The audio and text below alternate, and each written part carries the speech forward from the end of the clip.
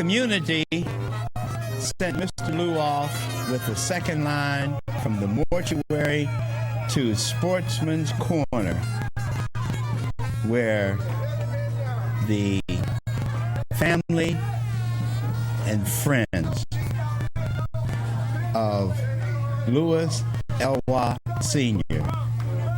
laid Mr. Lou in state on top of the bar that he built and maintained for 30 years,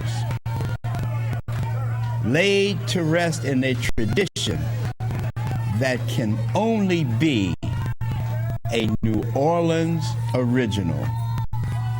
Rest in peace, Mr. Lou.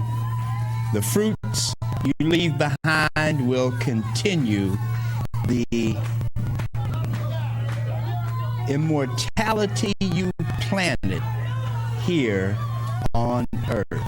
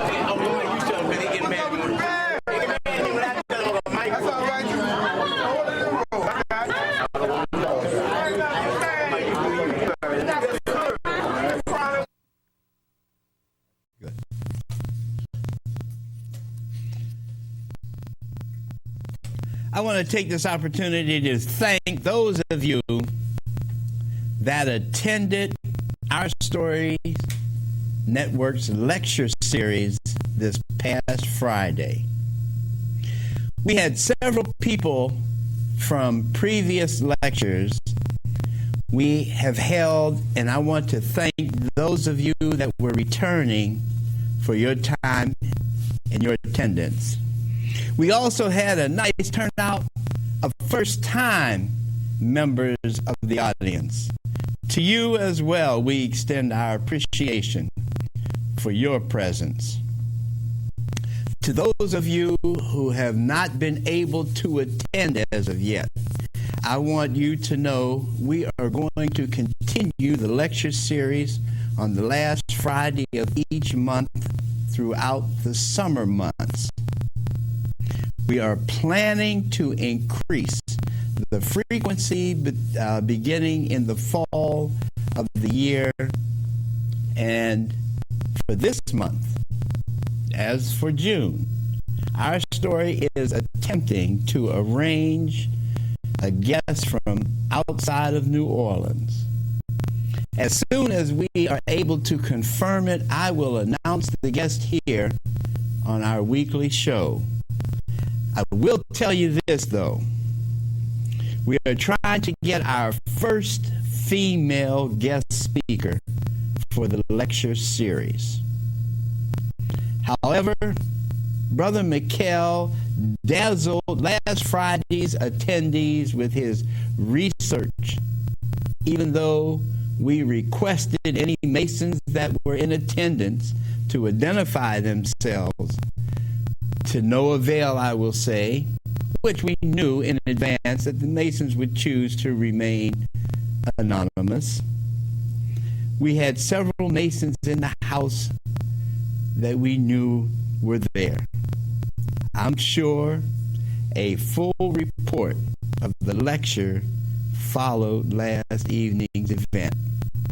As a keystone, I want to announce that the topic of secret societies will be a series in and of itself, and we will reserve several Wednesdays to telecast additional lectures right here on our story. So look forward to these sessions in the coming weeks. We had several people that have contacted us and has been asking us about what it is that we do. We talk about the things that we have, and one of the important parts of our programming are the announcements that we are able to supply and get out to our listeners. And Brother Robert called me from Safe Streets about 5:30 this evening to tell me that there was something brewing for tomorrow, and it was urgent that I get this out, so let me give it to you. Are you sick and tired of the NOPD harassing you and your family? Do you want a safer New Orleans? Tomorrow, the 5th of June, the City Council is having a meeting where they plan to vote on an ordinance that will be able to help us stop the abuse, misconduct, and corruption in the NOPD. This is a vote for an independent police monitor. We're asking you to come out tomorrow between the hours of 10 and 12. We are asking, if you can't make it, call a friend, call a family member. And also, whether you can make it or not, call your city councilman and tell them that you want the legislation to pass for an independent monitor. If you need more information on this, call Safe Streets Strong Community, and you can reach them at area code 504-522-3949. Once again, that's 522-3949. That's Safe Streets Strong Community. Tonight, we have representatives from C3 to discuss the Iberville housing development situation and the work C3 is doing in the New Orleans area. As a means of introducing the discussion for tonight, allow me to call your attention to the New Orleans skyline, a skyline that reveals the new New Orleans, a New Orleans that is void of black people, a New Orleans that will serve white supremacy at the cost of black lives and black tradition. As we can see, the relationship of Iberville housing development to the new New Orleans white business district, we find their need for the displacement of black folk because of the proximity and location of Iberville housing development. As you can see, Iberville housing development is spread out between the CBD and St. Louis Cemetery number 1, a local tourist attraction. As most of the public housing developments have disappeared from the so-called skyline of New Orleans, we find Iberville nestled on the outskirts of the central business district and the historic French Quarters. Once, the popular Iberville housing development served as a slave quarters for the service job employees, people, black folk, that worked in the French Quarter and the CBD. Obviously, the new New Orleans has no need for housing of blacks and poor people close to the CBD. Tonight, we have with us Mikkel, who is sitting in as our guest co-host tonight. And from C3, Hands Off Iberville, we have Jay Arena and Cody Marshall, who is a resident of Iberville. Good evening, gentlemen, and thank you for taking time out for being here with us this evening. Good evening. Jay, I will start with you. Tell us, what is C3 Hands Off Iberville about, what they're doing, and what are the pressing issues facing us this evening? Well, C3 Hands Off Iberville was formed before Katrina to oppose the plans to demolish, redevelop the Iberville along the lines of what was done, the crime that was done at the St. Thomas development. But because we rallied pre-Katrina, we were able to defeat this privatization scheme floated by Hanno and backed up by the developers.